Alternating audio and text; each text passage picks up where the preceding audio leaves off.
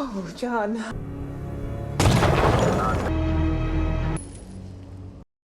दोस्तों, जैसे तैसे वॉटसन और मैरी की शादी हो गई है। अब शेरलॉक को एक बड़ा केस मिलने वाला है। ब्रिटेन के हायर ऑफिशियल्स मैग्नुसन नाम के एक आदमी को इंटेरोगेट कर रहे होते हैं क्योंकि वो देश के प्रधानमंत्री से अक्सर मिला करता है। दरअसल मैग्नुसन एक न्यूज़पेपर कंपनी का ओनर है और इसकी ये स्पेशलिटी है कि वो जो कुछ भी पढ़ता है या सुनता है वो हमेशा याद रखता है और अपनी इसी पावरफुल मेमोरी के कारण वो किसी भी इंसान की डिटेल्स को याद रख सकता है, जैसे उसकी कमजोरियां, उसने किससे कितना उधार ले रखा है, सोसाइटी में उसकी कितनी रिस्पेक्ट है और हाल ही में उसके बारे में क्या क्या खबर छपी है, एटसेट्रा एटसेट्रा। इस केस की इन्वेस्टिगेटिंग ऑफिसर की डिटेल्स भी मैग्नुसन बताता है कि उसके हस्बैंड का एक जवान लड़की के साथ अफेयर चल रहा है। अब वो ऑफिसर को ब्लैकमेल करता है कि मैं ये बात सबको बताकर तुम्हें बदनाम कर सकता हूँ। सिर्फ यही नहीं, मैग्नुसन चाहे तो किसी को भी ब्लैकमेल कर सकता है। इस वजह से सब उससे डरते हैं कि कहीं ये आदमी हमारा सीक्रेट दुनिया को न बता दे, इसलिए कोई मैग्नुसन से पंगा नहीं लेता। बेचारी पुलिस ऑफिसर घबराकर शेरलॉक से मदद मांगने जाती है। शादी के बाद वॉटसन और मैरी नए घर में रहते हैं। उनकी पड़ोसन का बेटा लापता हो गया है और मैरी जानती है कि वो लड़का एक ड्रग एडिक्ट है। जरूर वो उसी अड्डे पर होगा जहाँ लड़का नशा करते हैं। अब ये सोचकर मैरी और वॉटसन वहाँ पहुँचते हैं। मैरी कार में बैठी होती है और वॉटसन अकेला अंदर होता है। वहाँ एक आदमी चाकू दिखाकर वॉटसन को बाहर जाने को कहता है। देखो, मेरी पहचान का यहाँ एक लड़का है, मैं उसे लेने आया हूँ। वॉटसन की बात को सुनकर वो कहता है कि यहाँ कोई नहीं है, तुम चुपचाप यहाँ से निकल जाओ। इतने में वॉटसन का मुक्का खाकर वो आदमी सिकुड़ कर बैठ जाता है। वॉटसन अंदर जाकर अपने पड़ोसन के बेटे को बचा लेता है। वहाँ एक और आदमी होता है जो कहता है, अरे कौन है भाई। वॉटसन को उसकी आवाज बहुत ही सुनी हुई लगती है और वो मुड़कर देखता है तो वो और कोई नहीं, वो शेरलॉक ही है। बहुत ड्रग्स लेकर वो नशे की चोटी पर पहुंच चुका होता है। वॉटसन दोनों को किसी तरह बाहर खींचकर लाता है और उन्हें कार में घुसेड़ कर ले जाता है। मेरी शादी के बाद से तुम कहीं नजर नहीं आए, मतलब तुम इतने दिन ड्रग्स ले रहे थे। शेरलॉक कहता है कि वॉटसन, ये सब एक प्लान है, तुम मेरा विश्वास करो मेरे दोस्त। ये कहानी किसी और को सुनाना शेरलॉक, समझे? प्लान करने के लिए कोई महीनों तक ड्रग्स लेता है क्या? मुझे उल्लू समझा है तुमने? अपना मुंह बंद करके बैठे रहो, हम सीधे मॉली के पास जाकर तुम्हारा यूरिन टेस्ट करवाएंगे। लैब में मॉली शेरलॉक का यूरिन टेस्ट करती है तो पता चलता है कि सच में शेरलॉक कई महीनों से ड्रग्स ले रहा है। टेस्ट रिपोर्ट देखकर तो मॉली शेरलॉक के गाल पर कसकर तमाचा मार देती है। वॉटसन गुस्से में कहता है, तुम इतने दिन कहाँ चले गए थे और तुम ड्रग्स क्यों ले रहे हो? यार मैं सच कहता हूँ, मैं ड्रग्स नहीं ले रहा हूँ, ये सब मैं एक केस के लिए कर रहा हूँ। लेकिन कोई भी उसकी बात मानने को तैयार नहीं होता। ये बात अब न्यूज में भी चली जाती है कि शेरलॉक एक ड्रग एडिक्ट हो गया है। ये जानकर माइक्रॉफ्ट शेरलॉक के घर की तलाशी लेता है लेकिन उसको कोई ड्रग नहीं मिलता। शेरलॉक बड़े आराम से लेटा होता है। फिर माइक्रॉफ्ट शेरलॉक के बेडरूम खोलने जाता है तो शेरलॉक चिल्लाता है कि मैं सब कुछ सच बता देता हूँ, मैं कई दिनों से ड्रग ले रहा हूँ लेकिन एक केस के सिलसिले में मैं ये कर रहा हूँ। यार, मैग्नुसन नाम का एक आदमी है जो ब्लैकमेल करने में माहिर है, उसे रोकने के लिए मैं ऐसा कर रहा हूँ। मैग्नुसन का नाम सुनकर माइक्रॉफ्ट चौंक कर कहता है कि वो तो एक बहुत ही पावरफुल आदमी है, वो बहुत दौलत वाला है और गवर्नमेंट की कई सीक्रेट फाइल्स भी उसके पास हैं। मैग्नुसन से पंगा लेना मुझसे पंगा लेने के बराबर है, इसलिए छोटू तुम उसे अपने दिमाग से निकाल दो और दूसरा कोई केस अटेंड करो। नहीं माइक्रॉफ्ट, प्लीज मुझे मत टोको, या तो वो मैग्नुसन रहेगा या फिर मैं, देखते हैं कि कौन जीता है। अब नाराज होकर माइक्रॉफ्ट वहां से चला जाता है। यार वॉटसन, तुम 5 मिनट वेट करो, मैं अभी नहा धोकर आता हूँ, ये कहकर शेरलॉक बाथरूम के अंदर जाता है। तब शेरलॉक के कमरे से एक लड़की को बाहर आते देखकर वॉटसन शॉक होकर सोचता है कि इस लड़की को मैंने कहीं देखा है। अरे ये तो मेरी शादी में आई थी, लेकिन ये शेरलॉक के घर में क्या कर रही है? इस लड़की का नाम जेनी है और शेरलॉक इससे प्यार करता है। अब तक तो वॉटसन शेरलॉक को इन मामलों में दूध पीता बच्चा समझता था, लेकिन आज पता चला कि ये दूध पीता बच्चा कई बार कॉफी पी चुका है। फिर भी वॉटसन सोचता है कि मेरा यार लाइफ में सेट हो जाए, मुझे यही चाहिए। अब ये सोचकर वॉटसन को खुशी भी होती है, पर जेनी शेरलॉक से विदा लेकर चली जाती है। शेरलॉक वॉटसन से कहता है कि अब तक तुम कत्ल, किडनैपिंग, चोरी और कई तरह के केसेस सॉल्व कर चुके हो, लेकिन मैग्नुसन जैसा सुपर ब्रेन कभी नहीं देखा होगा। अपनी असाधारण याददाश्त से वो हर किसी को ब्लैकमेल कर सकता है और इस बड़े बंगले का नाम एप्पल डोर है, जहाँ सभी की डिटेल्स कैद हैं। कंप्यूटर में सेव करने के बजाय इनकी हार्ड कॉपीज यहाँ रखी हुई हैं, क्योंकि मैग्नुसन जानता है कि कंप्यूटर को हैक किया जा सकता है। इन्हीं फाइल्स के जरिए मैग्नुसन हर इंसान की डिटेल्स जानता है। अगर इस घर की हर चीज को मिटा दिया जाए तो मैग्नुसन कभी किसी को ब्लैकमेल नहीं कर पाएगा, लेकिन हम वैसा नहीं करने वाले। इस बीच मैग्नुसन और उसकी आदमी शेरलॉक के घर में घुस आते हैं। मैग्नुसन वॉटसन को एनालाइज करता है तो उसे पता चलता है कि ये आदमी इतना इंपॉर्टेंट नहीं है। फिर उसका ध्यान शेरलॉक की ओर जाता है और वो कहता है, शेरलॉक तुम्हारी एक कमजोरी है, रेड बियर्ड। अब ये सुनते ही शेरलॉक चौंक जाता है, क्योंकि बचपन में शेरलॉक का एक पेट डॉग हुआ करता था जिसका नाम था रेड बियर्ड। इतनी पुरानी पर्सनल बात की खबर मैग्नुसन को कैसे हुई? दरअसल मैग्नुसन के घर में यानी एप्पल डोर में शेरलॉक की भी एक सीक्रेट फाइल है जिसमें शेरलॉक की लाइफ की सारी डिटेल्स रखी हुई है। अब शेरलॉक मैग्नुसन से कहता है कि तुम्हारे पास उस लेडी ऑफिसर की सीक्रेट फाइल्स हैं जिसमें उसके पति के अफेयर की डिटेल्स भी हैं। तुम सिर्फ वो फाइल मुझे दे दो और उस ऑफिसर को परेशान मत करो, मैं तुम्हारे किसी भी काम में दखल नहीं दूंगा। इस पर मैग्न्यूसन उठता है और बाथरूम जाने के बजाय वहीं हॉल में मुंह देता है। देखो शेरलॉक, उस ऑफिसर की फाइल तो मैं तुम्हें कभी नहीं दूंगा, और हाँ, ये बात उस ऑफिसर से भी जाकर कह दो। ये कहकर मैग्न्यूसन एकदम थाट से उठकर चला जाता है। फिर शेरलॉक कहता है कि वॉटसन, इसी दिन के लिए मैं इतने महीनों से ड्रग एडिक्ट बन रहा था। मैं चाहता था कि न्यूज़पेपर मेरे ड्रग एडिक्ट होने की खबर छापे। आज मैग्न्यूसन इस माइंडसेट के साथ गया कि मैं एक ड्रग एडिक्ट हूँ और मुझे सीरियसली लेने की कोई जरूरत नहीं है। अब वो मेरी ओर ध्यान नहीं देगा, लेकिन हमारा असली काम अब शुरू होगा। जिस पुलिस ऑफिसर ने मुझसे मदद मांगी थी उसकी फाइल्स फिलहाल तो मैग्न्यूसन के ऑफिस रूम में ही होंगी, क्योंकि उन्हीं के जरिए वो ऑफिसर को ब्लैकमेल कर रहा है। मेरा मानना है कि वो फाइल्स अब तक एप्पल डोर तक नहीं पहुंची होंगी। तो अब हमें मैग्न्यूसन के ऑफिस जाना होगा। आज शाम 7 बजे मैग्न्यूसन अपनी मार्केटिंग टीम के साथ डिनर पर जा रहा है और वो 10 बजे लौटेगा। उसी दौरान हमें उसके ऑफिस से फाइल्स निकालनी होगी। एक मिनट रुको, तुम्हें कैसे पता कि वो ठीक 7 बजे डिनर पर जा रहा है? शेरलॉक कहता है कि वो सीक्रेट है जो मैं तुम्हें बाद में बताऊंगा। अब चलो जल्दी। शाम के 7 बज रहे होते हैं और मैग्न्यूसन अपने ऑफिस से निकल चुका है, लेकिन फिर भी उसके ऑफिस के अंदर जाना इतना आसान नहीं है। उस बिल्डिंग के टॉप फ्लोर पर उसका ऑफिस है और सिक्योरिटी की कई लेयर्स को क्रॉस करके अंदर जाना लगभग नामुमकिन है। लेकिन उस बिल्डिंग में एक लिफ्ट है जिससे हम सीधे ऊपर जाकर ऑफिस तक पहुंच सकते हैं। उस लिफ्ट के अंदर जाने के लिए एक एक्सेस कार्ड की जरूरत है। अगर हमें वो कार्ड मिल भी गया तो उसे स्वाइप करने पर मैग्न्यूसन की पीए वीडियो कॉल में हमको देख लेगी और सिर्फ अपॉइंटमेंट होने पर वो हमको अंदर अलाउ करेगी। ऊपर से मैग्न्यूसन इस वक्त ऑफिस में नहीं है, मतलब पीए हमें अंदर अलाउ नहीं करेगी। वॉटसन कंफ्यूज होकर पूछता है कि यार ये पॉसिबल नहीं है, वो भी पॉसिबल नहीं है, तो फिर अंदर जाएंगे कैसे? हमारे पास एक्सेस कार्ड है वॉटसन। वॉटसन कहता है पर उस पीए का क्या जो देखते ही जान जाएगी कि हम फ्रॉड हैं और हमारे पास अपॉइंटमेंट भी नहीं है। इंसान की गलती के जरिए ही हम अंदर जाएंगे। वॉटसन कंफ्यूज हो जाता है लेकिन शेरलॉक के साथ चल देता है। दोनों उस बिल्डिंग के लिफ्ट के पास पहुंचते हैं और एक्सेस कार्ड स्वाइप करते हैं। मैग्न्यूसन की पीए वीडियो कॉल पर शेरलॉक को देखती है। लो, इस पीए से डर रहे थे ये लोग, ये तो शेरलॉक की नई गर्लफ्रेंड जेनी है। शेरलॉक को देखते ही वो पूछती है, शेरलॉक तुम यहाँ क्या कर रहे हो? जेनी, तुम्हें देखने का बड़ा मन किया इसलिए चला आया। प्लीज मुझे अंदर अलाउ करो ना डियर। सॉरी शेरलॉक, मैं किसी को भी अंदर अलाउ नहीं कर सकती क्योंकि ये बहुत ही सिक्योर जगह है। लेकिन जेनी, मुझे तुमसे एक बहुत ही जरूरी बात करनी है। ये कहकर वो एक अंगूठी निकालकर जेनी से शादी के लिए प्रपोज करता है और जेनी की खुशी का ठिकाना नहीं होता और वो शेरलॉक को अंदर अलाउ कर देती है। वॉटसन भी साथ में चिपक जाता है। अब समझे वॉटसन, प्यार ही वो गलती है जो इंसान कर बैठते हैं। जेनी ने भी वही गलती की और इसी वजह से आज हम अंदर जा पा रहे हैं। तो यही था शेरलॉक का मास्टर प्लान जो बॉलीवुड में बहुत घिस चुका है। आपको कोई ऐसी बॉलीवुड मूवी पता है जिसमें अपना कोई काम करने के लिए प्यार का नाटक किया जाता है? तो कमेंट्स में बताइए जरूर। बिल्कुल उसी तरह मैग्न्यूसन के ऑफिस में पहुंचने के लिए ही शेरलॉक ने उसकी पीए जेनी से प्यार का नाटक किया था और उससे लिफ्ट का एक्सेस कार्ड ले लिया। इतना ही नहीं, मैग्न्यूसन कहाँ जाता है और क्या क्या करता है इसकी इन्फॉर्मेशन भी शेरी को मिलती रहती है। दोनों अंदर जाते हैं तो जेनी जमीन पर बेहोश पड़ी होती है और उसके सर से खून बह रहा होता है। शेरलॉक को एक परफ्यूम की स्मेल आती है और वो कहता है कि इस परफ्यूम का नाम क्लेरे डी लाल्यून है। अरे शेरलॉक, ये परफ्यूम तो मैरी यूज करती है। मैरी नहीं वॉटसन, ये और कोई औरत है। मुझे लगता है कि उसी पुलिस ऑफिसर का काम होगा जिसने मुझसे मदद मांगी थी। वो अपनी फाइल लेने ही आई होगी। मैं ऊपर जाकर उसे तलाशता हूँ और तुम यहीं जेनी के साथ रहो। ऊपर शेरलॉक पर एक औरत गन पॉइंट करती है। देखिए पुलिस ऑफिसर मैडम, मैं आपकी सीक्रेट फाइल ढूंढकर उसे आपके हवाले कर दूंगा, आप मैग्न्यूसन को कुछ मत करना। तब वो औरत मुड़ती है तो शेरलॉक की धड़कनें रुक जाती है क्योंकि वो वॉटसन की पत्नी मैरी है। मैरी, तुम मैग्न्यूसन को क्यों मारना चाहती हो?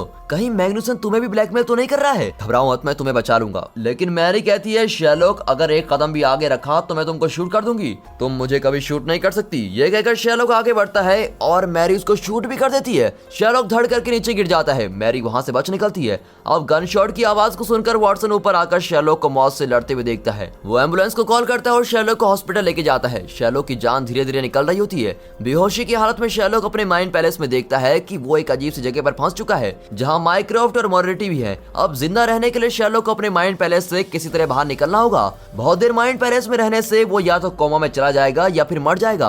बड़ी मुश्किल से वो माइंड पैलेस से बाहर निकलता है और असली दुनिया में अपनी आंखें खोलता है। बेहोश हालत में हॉस्पिटल में उससे कई लोग मिलने आए थे लेकिन उसे किसी की बातें सुनाई नहीं दी। पर मैरी की ये बात उसे साफ साफ याद रही कि प्लीज वॉटसन से कुछ मत कहना। अभी शेरलॉक के साथ पहली बार हुआ था कि उसके साथ रहकर किसी ने उसको धोखा दिया। मैरी की हर बात झूठी थी, यहाँ तक कि मैरी एक झूठ है। शेरलॉक मैरी के बारे में और जानना चाहता है पर हॉस्पिटल में पड़े रहकर उसका काम नहीं होगा, इसलिए शेरलॉक खिड़की से बाहर कूदकर भाग जाता है। वॉटसन और ग्रेग आकर देखते हैं कि शेरलॉक का बेड खाली है। वॉटसन को शेरलॉक की चिंता होने लगती है। तब शेरलॉक खुद उसे कॉल करता है और मिसेस हडसन उसे फोन लाकर देती है। रात को मैरी सड़क पर चल रही होती है कि उसे शैलो का कॉल आता है। वो कहता है सामने वाली बिल्डिंग को देखो।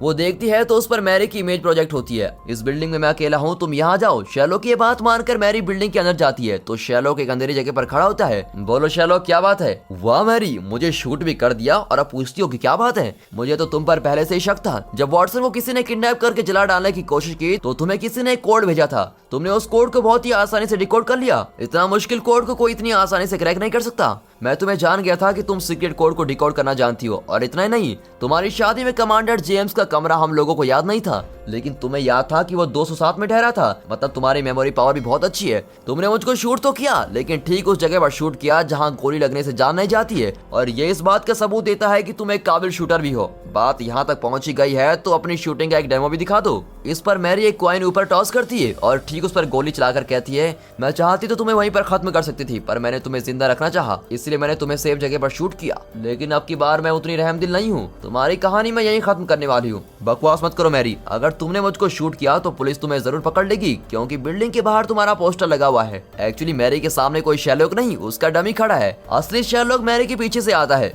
लेकिन मैरी कहती है कि शेरलॉक डमी बहुत ही पुरानी टेक्निक है। पुरानी ही सही मैरी, तुम धोखा तो खाई गई हो ना। लेकिन जरूरी बात तो यह है कि मैग्नुसन तुम्हें किस बात के लिए ब्लैकमेल कर रहा है। अगर तुम सीधे मेरे पास आती तो मैं तुम्हारी मदद कर सकता था। मैरी कहती है अगर मैं तुम्हें सीधे बता देती तो ये बात वॉटसन से छुपती नहीं, और अगर ऐसा हुआ तो मैं और वॉटसन अलग हो जाएंगे, इसलिए तुमसे बात छुपाई मैंने। अब जो हो गया सो हो गया मैरी। लेकिन तुमने डमी को पुरानी टेक्निक बताया, राइट? बात तो ठीक है, पर मैं उतना भी पुराना नहीं हूँ। तुम जरा गौर से देखो डमी को, तो पता चलता है कि मैरी के सामने डमी नहीं, खुद वॉटसन खड़ा है। वॉटसन बहुत ही टेंशन में होता है और तीनों घर चले जाते हैं। अब शेरलॉक और वॉटसन मिलकर मैरी से बिल्कुल एक क्लाइंट की तरह पूछताछ करते हैं। मैरी एक पेन ड्राइव निकाल कर दिखाती है जिस पर आगरा लिखा होता है। वो कहती है कि इस पेन ड्राइव में कई सीक्रेट्स हैं जिन्हें देखकर वॉटसन मुझसे नफरत करने लगेगा। वॉटसन पेन ड्राइव उठाकर अपने पास रख लेता है। मैरी अपनी लाइफ स्टोरी बताना शुरू करती है और कहती है कि मेरा नाम मैरी नहीं, मैं एक सीक्रेट एजेंट हुआ करती थी। मैंने कई गवर्नमेंट के लिए लीगल काम किए हैं और कई लोगों का खून भी किया है। मेरे हर असाइनमेंट का डॉक्यूमेंट मैग्निसन के पास है। अगर उसने मेरे डॉक्यूमेंट लीक कर दिए तो मुझे अपनी बाकी जिंदगी जेल में बितानी पड़ेगी, इसलिए मैं मैग्निसन का खून करने वहां गई थी। लेकिन शेरलॉक बीच में आ गया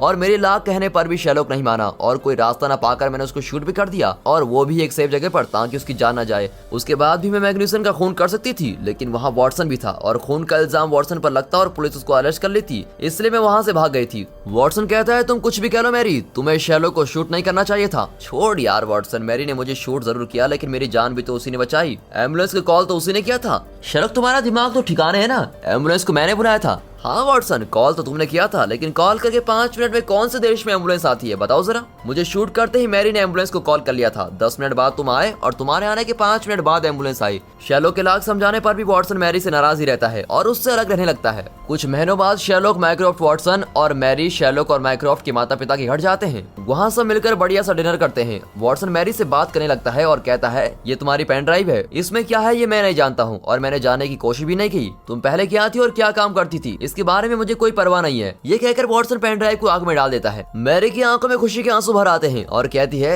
लेकिन वॉटसन तुम तो मेरे असली नाम भी नहीं जानते। उसकी कोई जरूरत नहीं है मैरी, मुझे मैरी नाम बहुत पसंद है और वही तुम्हें सूट करता है। अब इस तरह दोनों में सुलह हो जाती है। बाहर शेरलॉक और माइक्रॉफ्ट सिगरेट पी रहे होते हैं। Secret smoking is injurious to health, लेकिन दोनों भाई धुएं पे धुआं उड़ा रहे होते हैं। अब ऐन वक्त पर पीछे से उनकी मम्मी देख लेती है और चिल्लाती है कि अरे निकम्मो, इस तरह धुएं में उड़ाने के लिए मैंने तुम दोनों को पाल पोस कर बड़ा किया था क्या। माँ की डांट सुनते ही दोनों सिगरेट छुपाकर मुड़ते हैं। माइक्रॉफ्ट कहता है कि नहीं मम्मी, हम सिगरेट कहाँ पी रहे हैं, नो चांस। इतने में शेरलॉक कहता है कि नहीं मम्मी नहीं, ये माइक्रॉफ्ट ही पी रहा था। माइक्रॉफ्ट को फंसाकर शेरलॉक बच जाता है और इस तरह हंसी मजाक में उन दोनों की बचपन की यादें ताजा हो जाती हैं। सब बहुत मजे में होते हैं कि अचानक शेरलॉक के माता पिता मैरी और माइक्रॉफ्ट बेहोश होकर गिर पड़ते हैं। वॉटसन एकदम कंफ्यूज होकर पूछता है शेरलॉक कुछ बोलोगे भी कि ये क्या हो रहा है। कुछ नहीं यार, इन लोगों के खाने में मैंने थोड़ा सा ड्रग मिला दिया था, अब थोड़ी देर ये लोग यूं ही पड़े रहेंगे। वॉटसन कहता है लेकिन क्यों शेरलॉक, हमें मैग्नुसन के घर पहुंचना है, इसलिए कई दिन पहले मैं एक रेस्टोरेंट में मैग्नुसन से मिला था। मैंने उससे कहा कि तुम मुझे कब अपने एप्पल डोर पर इनवाइट करोगे, तो उसने कहा कि मैं इनवाइट तो जरूर कर लूंगा, लेकिन बदले में तुम मुझे क्या दोगे। तो मैंने भी कह डाला कि मैं उसे माइक्रॉफ्ट का लैपटॉप दूंगा जिसमें ब्रिटिश गवर्नमेंट की कई सीक्रेट फाइल्स हैं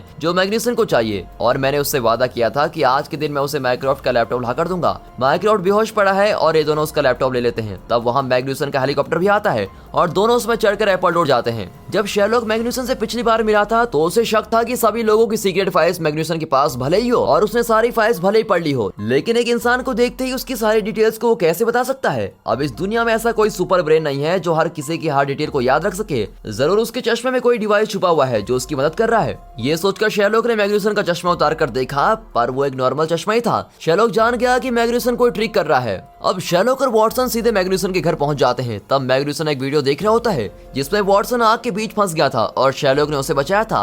वॉटसन अब रियलाइज करता है कि उस रात उसे मैग्न्यूसन ने किडनैप करवाया था। वो मैग्न्यूसन से पूछता है कि तुमने ऐसा क्यों किया। मैग्न्यूसन बताता है कि मुझे माइक्रोसॉफ्ट की लैपटॉप की जरूरत थी। मेरी रिसर्च में पता चला कि माइक्रोसॉफ्ट की कमजोरी शेरलॉक है। दोनों में भले ही अनबन होती रहती है, लेकिन माइक्रोसॉफ्ट को शेरलॉक से बेहद प्यार है और शेरलॉक की कमजोरी तुम हो वॉटसन और तुम्हारी कमजोरी मैरी है। इसीलिए मैंने मैरी की सारी सीक्रेट डिटेल्स को निकाल लिया था। तब पता चला कि मैरी अपने काम के दौरान कई कत्ल कर चुकी है और इस वजह से कई लोग उसके खून के प्यासे हैं। अब इन्हीं बातों को लेकर मैंने मैरी को ब्लैकमेल किया, फिर मैरी के जरिए वॉटसन को और वॉटसन के जरिए शेरलॉक को पकड़ा।